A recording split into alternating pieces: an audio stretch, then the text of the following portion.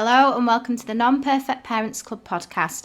I'm Emma, a mama of 2 girls, an ex-nursery practitioner and the creator of the Non-Perfect Parents Club. The Non-Perfect Parents Club is all about support, honesty, truths, acknowledging that none of us can be perfect parents because it's impossible, and basically just speaking the unspoken. The only rule here is no judgment allowed. I love hearing people's stories. I love finding out about other parents, their family dynamics, their values and how they tick. So that is what this podcast is going to be. Some great honest conversations about parenting, hopefully delving into some nitty-gritty thoughts and feelings that will make us all laugh, cry and sigh a big sigh of relief.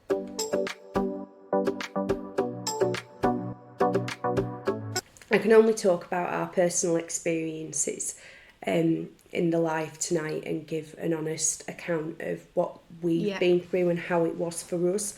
I know there's lots of common themes surrounding baby and child loss when it comes to grief and the emotions that come with that grief. But as I say, it is just this live is a full account of our grief as a family. Hello everyone, so we're going to make a proper start now.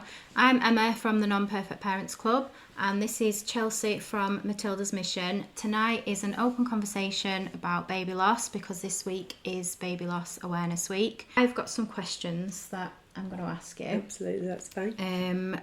I hope, I'm always conscious that I get wording and terminology and stuff like that right, so if I don't, please correct me, I won't be offended. Absolutely. Okay, so our first question is, tell us about Matilda's Mission. Oh, there we go. First question. So Matilda's Mission was set up earlier this year. We launched officially January this year, and we offer peer support to local families affected by pregnancy, baby or child loss. It's been a bit of a whirlwind 10 months from the moment that we set up to present. We offer different bits and pieces throughout each month. So each month we offer a sibling soft play session. So that's held at Saltaire, and we hold that for living siblings, again, affected by any form of pregnancy, baby or child loss. Okay. Matt, my partner, holds a dad drop-in at the Gallico Lounge in Lancaster, really relaxed and informal again. Yeah. And the dad's just me. From what I've heard, never been to one, but from what I've heard, just general chit-chat. They talk about sports, politics, work, family life, and they talk about their little ones as well, the babies, the children that have died. And then we hold a walk for adults as well. The reason we hold an adult-only walk is that it's a safe place for those that don't have living children at home. Everything that Matilda's Mission offer is fully funded and free of charge, so we can remain accessible to any family within the local area that does require that support. The family won't mind me saying, when we set Matilda's Mission up, my brain works at 110 mile an hour constantly. I moan that I'm busy, but then I can't sit still and have a moment to myself. I relate to that. And we were given Kickstart funding by Bay Medical Group, which helped us massively. Yeah. In the early stages, I think me and Matt just thought, we'll fund Matilda's Mission. So Bay Medical Group gave us some Kickstart funding, which really, really helped us. And then sadly, on Boxing Day last year, a local little boy, precious little boy, Alexander, very suddenly and unexpectedly passed away. And with the help of his family and friends, they raised a very substantial amount of money for Matilda's Mission, which has allowed us to do a lot more very quickly, actually. So we've been able to since offer activities for more for older siblings, so more age-appropriate activities. So we took a group of older siblings bowling and for lunch. We held a family fun day in July. We also offer sibling boxes across the Bay Area. So to any family, they're only going out to child loss families at the moment, with the view of being launched to maternity bereaved siblings too. So we have currently been able, sadly, being able to issue 24 sibling boxes cross bay since the launch of them in April. So that's 20 family, Barrow, Kendal, Lancaster and surrounding areas. Them boxes are completely made up, age and gender specific. It's really important to us at Matilda's Mission. I must be clear, we are not trained professionals by any stretch of the imagination. We're just two bereaved parents that realised there was a gap in support in the area and wanted to try and fill that gap. But one thing I'm quite keen on doing, well, we're keen on doing, is ensuring that the wider family are included in that peer support that is available. Whilst parents are often at the centre of the loss, you do have sometimes them living children at home. You have wider family members of grandparents, aunts, uncles, cousins, etc. And they all too feel that ripple effect of the grief. So it's really, really important, I think, with children that you try and work with their grief in the early stages, because I do feel that that can help shape them later on in life. As I say, I'm no specialist by any means, but it's been a real honour for us, both Matt and I, to meet some of these wonderful families that we have this year. They've all got a different story, but they've all got that love for a child, and that unites them. I really wish these families weren't coming together by any means. I really wish that we weren't meeting these families. But what's really, really precious for us is seeing these families come together, unite, they're together in solidarity, and they're just coming together. Friendships are being formed amongst the little siblings as well. That's really precious for us to see the siblings together. The siblings coming together and the parents just to know, actually, I'm not alone. There is somebody else that kind of feels the way I feel, or feels the way I once felt. And once upon a time. You're creating that support and you're giving them that place, aren't you? And baby loss and child loss, it is still, I know there's a lot more now, but it is still such like a taboo subject. And I think when you've not experienced it, you don't know what to do. So there isn't that kind of stuff when you do go through it. That's it. And it's hard because it's a grief like no other. It's just completely unimaginable. And I don't think you don't want anyone else to get it. No. You don't want anyone else to be wearing the shoes or walking the days that you're walking. But bringing these families together gives us the drive and determination to keep on going.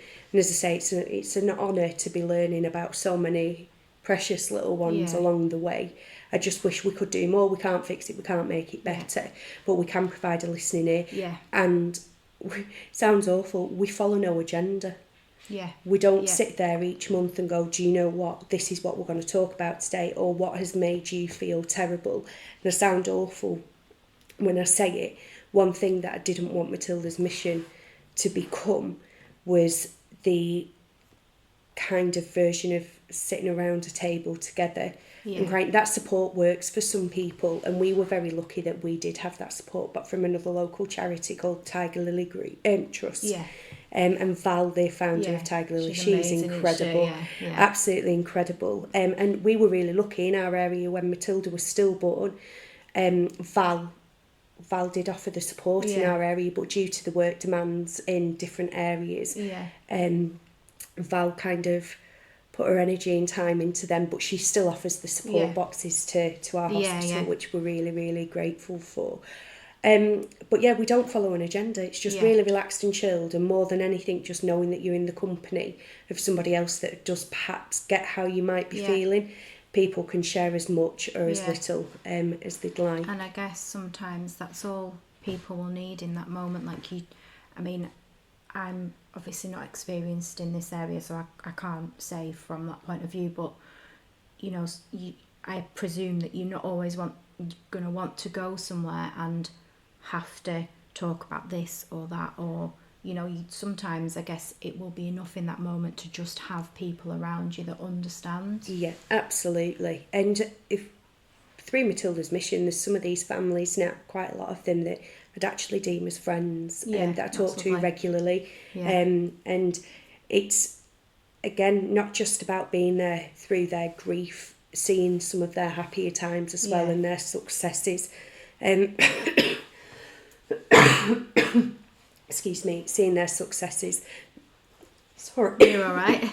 I'll just add in here, Diana's commented saying, and we as a family are really happy but sad we met you all. Oh, thank you, Diana. It's an absolute honour to be getting to know you all, and especially little lady. And thank you.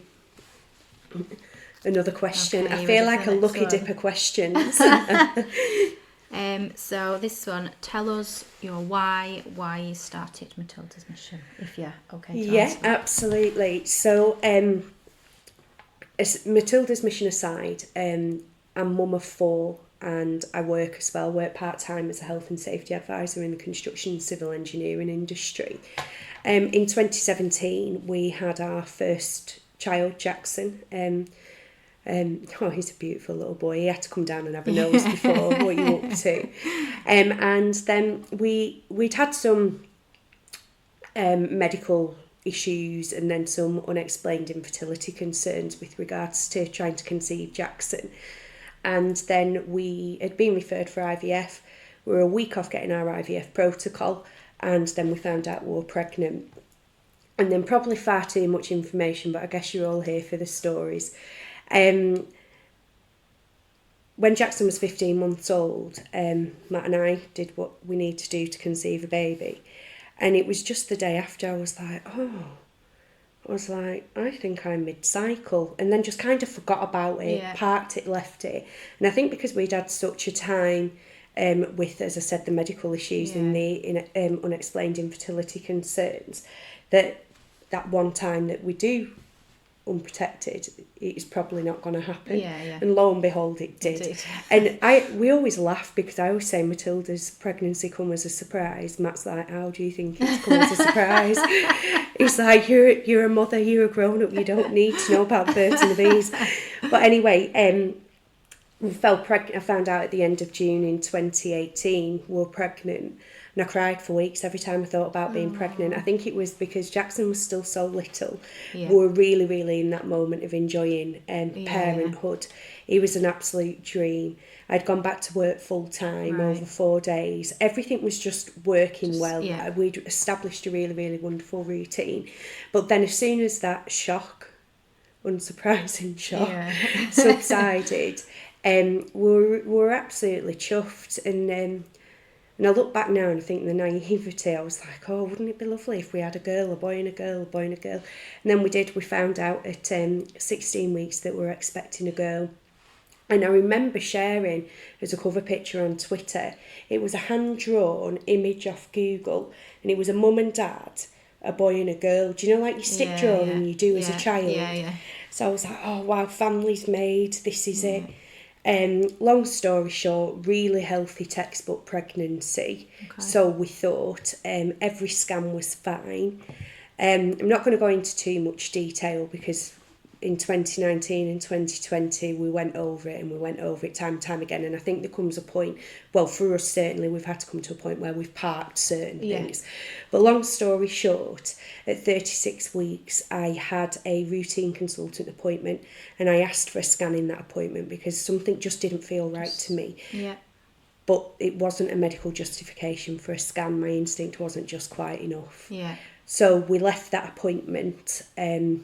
That was just 2 days after my friends and family threw me a surprise baby shower.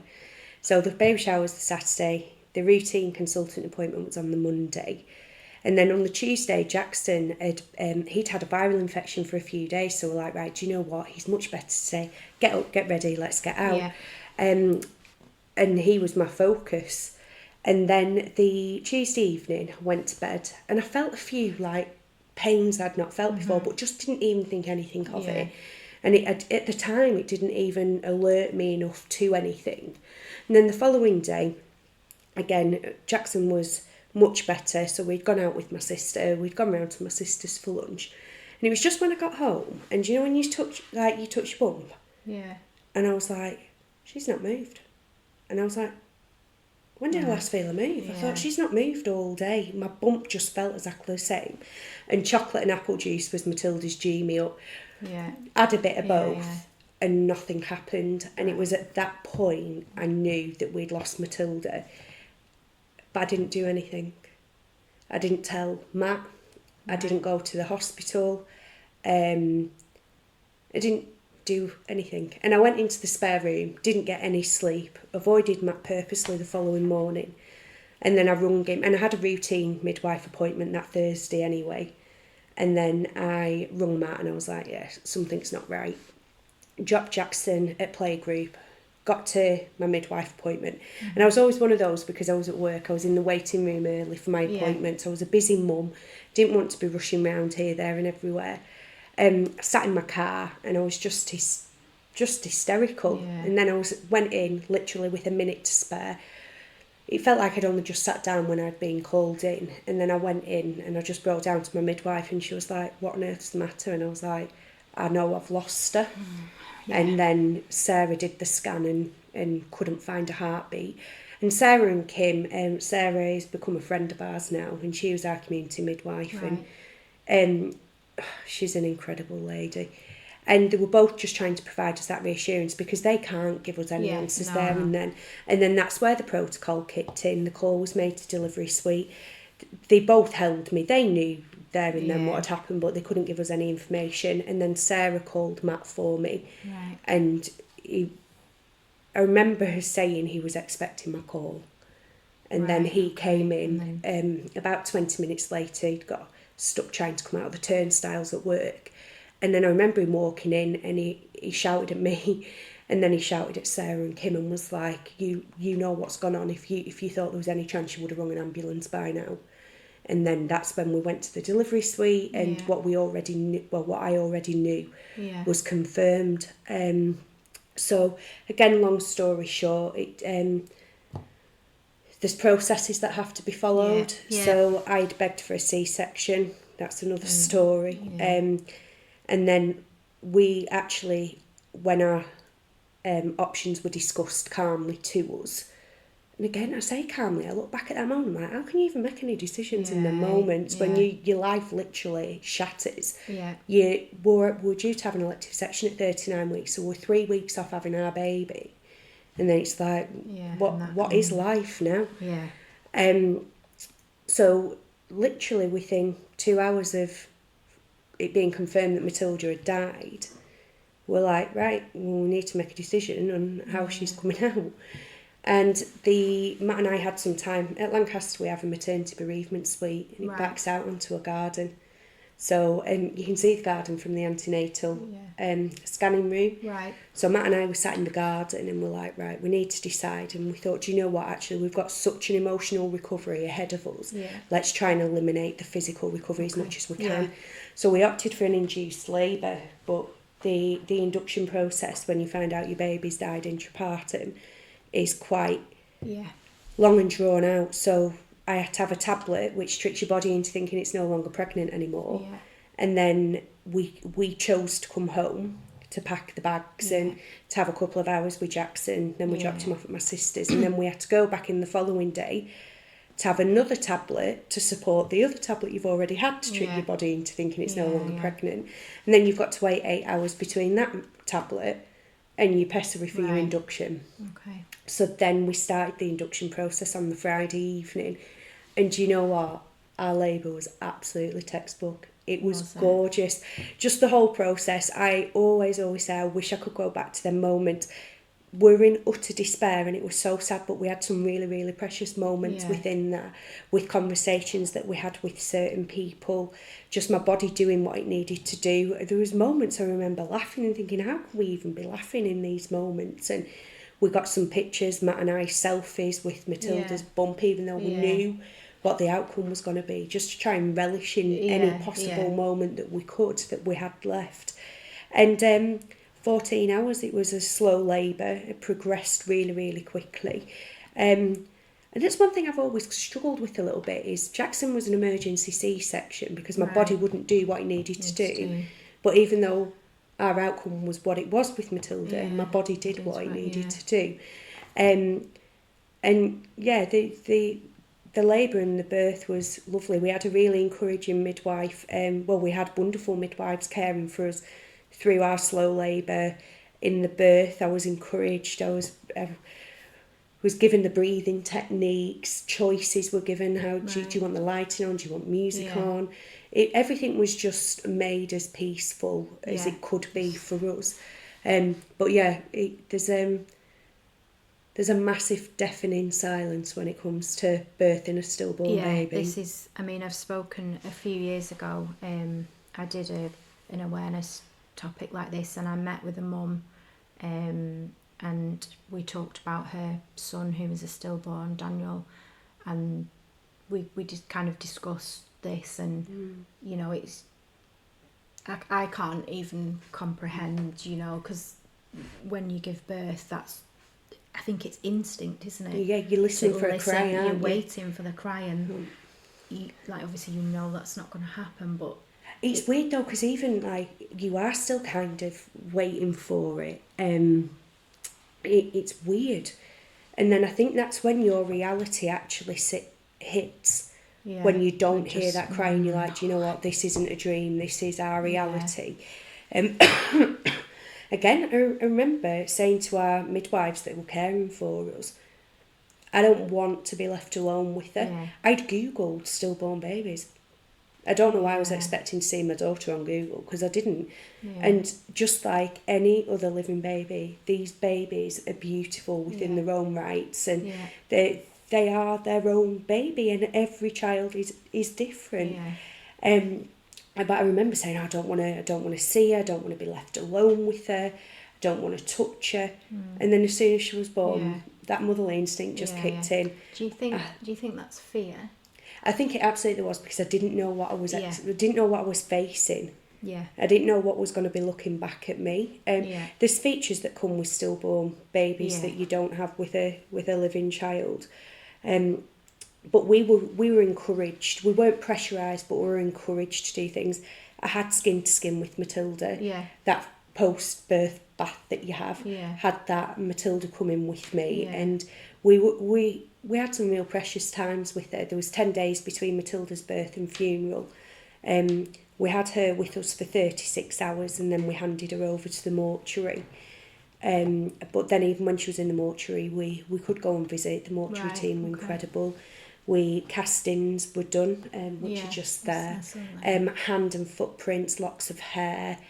So it was just very much like we were encouraged to have their memories, and that's one thing that I'm really grateful for. Obviously, I wish nothing more than Matilda being here and being alive, but sadly she isn't. But I think this day and age where we're at now, bereavement care has evolved so much. And lucky's not the word, but I'm going to say lucky. I think we're very lucky when we're in the situation that we're in now.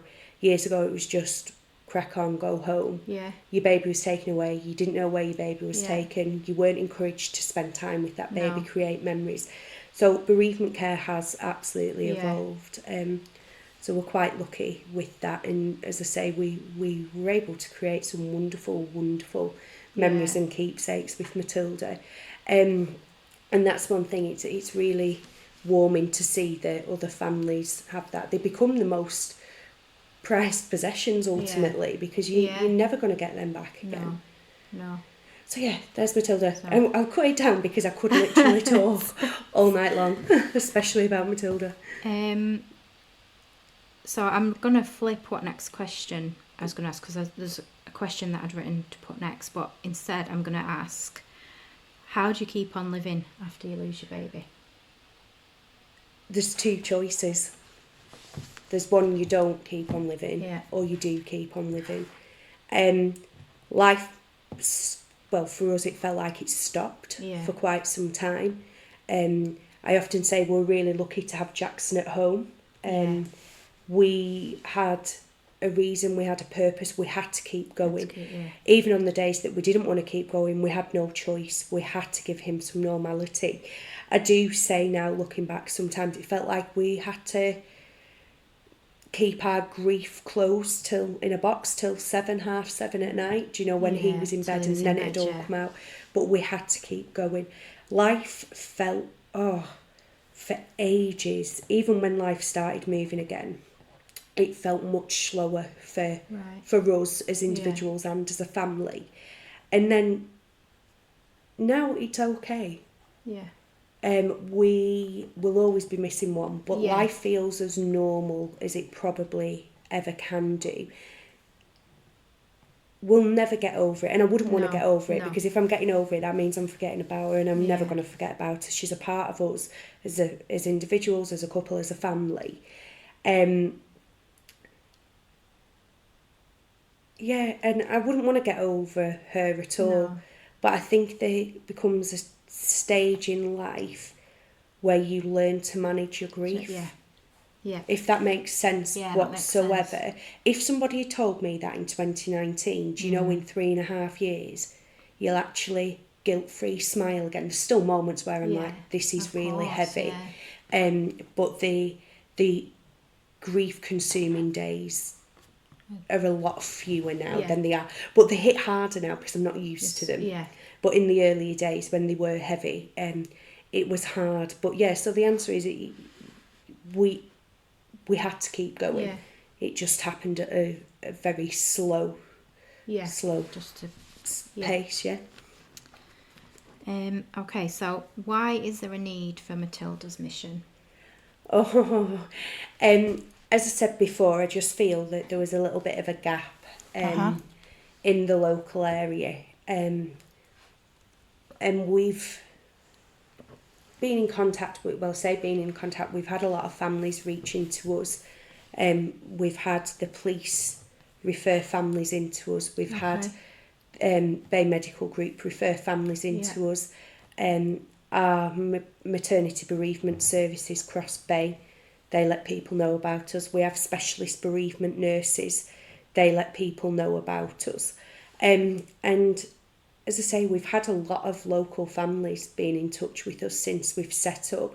Some families have made contact with us once, and then we've responded, and then it's not gone any further than that. Yeah. Again, what we do is absolutely at the pace of the family's needs.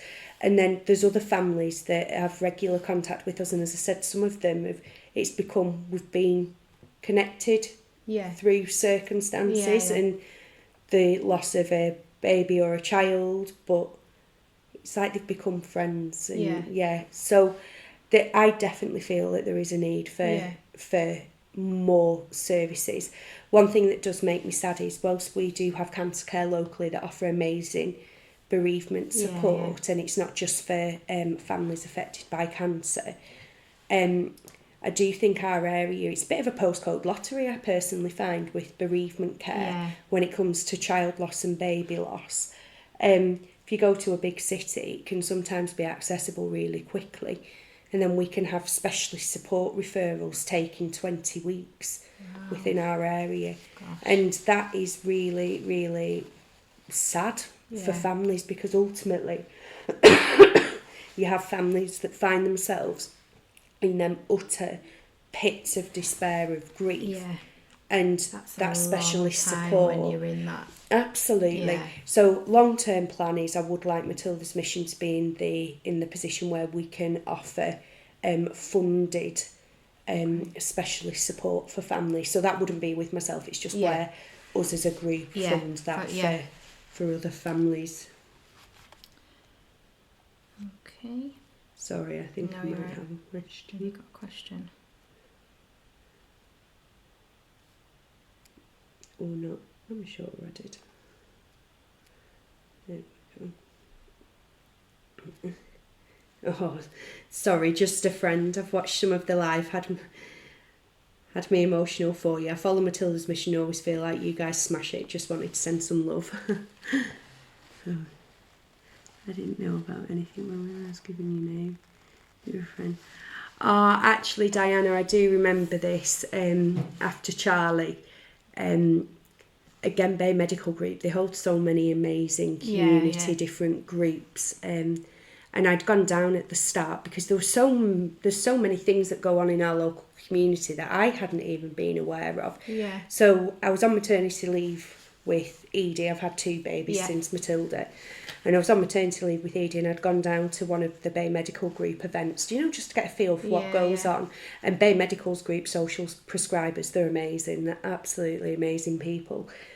So I'd gone down, and there was a lady present at one of them, and she was like, what is it you do? So I got telling her about Matilda's mission, and then she let Diana know about us. That's one thing as well that you find, and this isn't me being critical of any service that is provided locally, but I do find that it's inconsistent. Information that's given isn't consistent.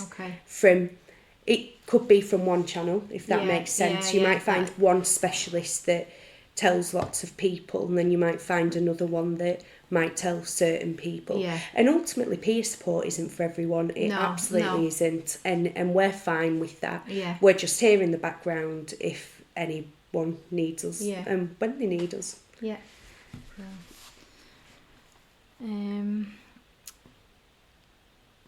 What things have you got planned for Matilda's mission? What do you want to do? What do you want to do? Achieve? What are your goals? So I know you've touched on a couple already. But... So we've got a Matilda Mission Halloween party. I'll start. It's a bit of a busy month for Matilda's Mission this month, actually.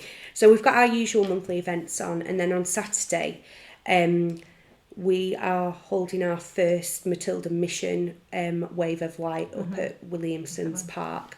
So contacted the council and the lighting company, and they're lighting up the memorial in baby loss awareness colours, and we're holding an informal kind of little service there. We've got some candles to give out, little memorial cards to give out, and be saying a few words. Again, just really relaxed and informal to bring families together. So we've got our first one of them on Saturday. So anyone affected by, again, pregnancy, baby or child loss is more than welcome to come with that. Wider family members are welcome, along with siblings. We've got a Matilda Mission Halloween party at the end of the month. So we're just really, really lucky that the venue have just done us an amazing offer. We've got a free bouncy castle. We've had pumpkins donated by a local supermarket. There'll be drawing competition, just a day for, and I think we've got 23 children coming. So again, these are siblings or cousins, local siblings or cousins. So we've got that planned. We are going to hold a grandparent event. I'm going to flip back. We also held a pre-Father's Day activity. A group of dads went axe throwing. Oh, wow. We held a pre-Mother's Day activity, and we had a trained florist, the Quirky Petal. Oh, right. Not sure if you've met Katie from the Quirky Petal. And there was 13 mums there, and out of that group of 13, there was some grandmothers there as well. And they were taught how to put together a bowl floral arrangement. So there's lots going on, lots planned. So as I said, some more grandparent stuff would like to go ahead. I want to organise some more age appropriate sibling events for the older siblings. This specialist support, that is a long-term plan, and we're going to need quite a few more funds in the bank to be able to set that up. I would never want us to overcommit and not be able to deliver. I've got a couple of meetings coming up with different people locally to have a look at pregnancy after loss support and things. So quite a lot going on. My mind just runs at 110 miles an hour. So just as I box one thing off, I'm like, let's start again. But we're really lucky with Matilda's Mission. Some of the parents that have come into Matilda's Mission, they always help with events and things. It's handy. It's not all sort of... No, everyone mucks in. I think that's where the motherly instinct comes into everybody. Everyone just mucks in. Even the adult walk, we just go. There's always someone there to give you a hand with the bruise. Everyone just mucks in together. So. A ball. We did talk about a ball, didn't we, for next year? I think Diana's just desperate for the ball gown, aren't we?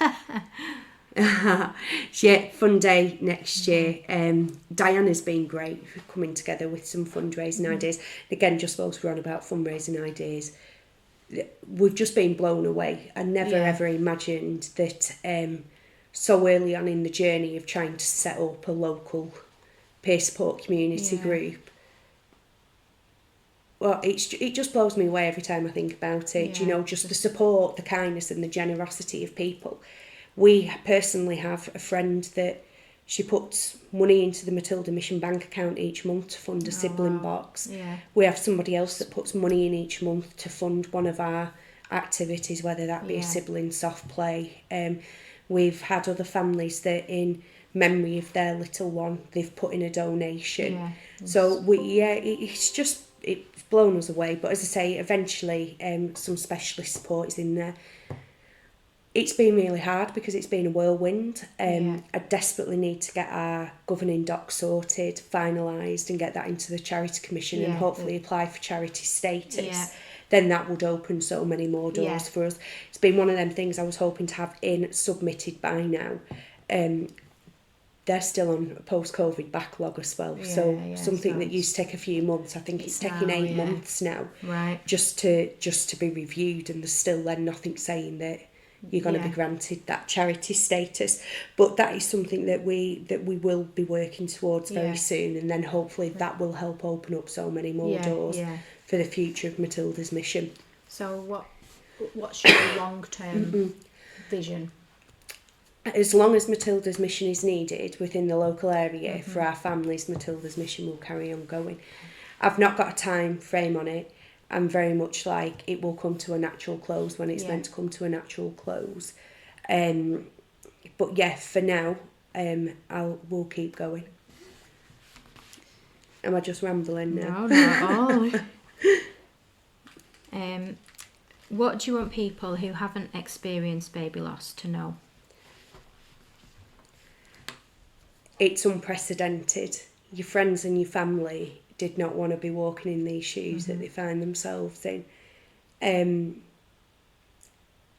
You need to be patient with your friends and family. You need to be present. You need to show up. You need to put up. It's tough, and it's tough for everybody in that situation. I look back now and I think, I used to take people so literal and think, I wish they hadn't said that, they shouldn't have said that, they shouldn't have done this. And I just think, nobody knew what to say or do, and people had the right intention, just didn't feel like that at the time. Yeah. And you'd think you wouldn't think of them things because you have so much else going on, but you just need people to show up, be constant as well. Yeah. Don't be present and then just disappear, because as I said before, the people at the centre of this grief, the parents, the siblings, the grandparents, their life stands still for so long, and then even when it starts moving again, it's slow moving. And show up, be constant, be caring, kind, considerate, and you can't go far wrong. I don't have all the answers, but if I can ever help anybody that has not experienced the significant loss of a child, and you're not sure what you can do to help or what to say, what to do, the inbox for Matilda's Mission or myself personally is always open. Always. Not got the answers, but I'm happy to help if I can. And we've maybe possibly covered this, so this is my last question. What are things that friends and family could do to support? So there's lots to talk about this. So I hear it a lot, just again, as I've just said then, show up, be constant, be kind, caring, considerate. Just going to tell you about my best friend. I was due to go for lunch with her because I was still entitled to my 9 months maternity. I did only take 11 weeks in the end. Right. I just needed to give myself a break from the grief. It was too soon in hindsight, but at the time, that's what felt right. And I was due to go for lunch with my best friend, and I cancelled. And she turned up at my door and brought lunch to me. And I still remember that, and she knew that I wasn't up for it. And again, just being patient. You change in so many ways. I didn't just grieve for my baby dying. I, for a long time, grieved my former self. The confidence that came with the old me. The personality that came with the old me, everything has changed. And you have to find yourself as that new person. So just being patient, show up. cooked meals or another family that we know they're wonderful. They found that meal vouchers helped for like freshly prepared cooked meals. So meal vouchers, including the living siblings as well. One of my cousins turned up, Jackson, he's a pork pie connoisseur, and he has been from being about 18 months, and she turned up with some pork pies for him. And just little things. It's not about gifts and flowers, it's just about showing up and being present. So so that was my last question. So we have got I'll let you take the lead with this. That's fine, don't worry. So for our memorial service on Saturday at Ashton Memorial, we asked local families if they'd like to include their little ones at all. And we've created a name list. We have got permission from the majority of these families. There are a couple on here that we haven't, but these are just really special local families that we've got to know. So we are in Baby Loss Awareness Week, which for Matilda's mission, it's not just about the babies, it's about the children and the child loss families too.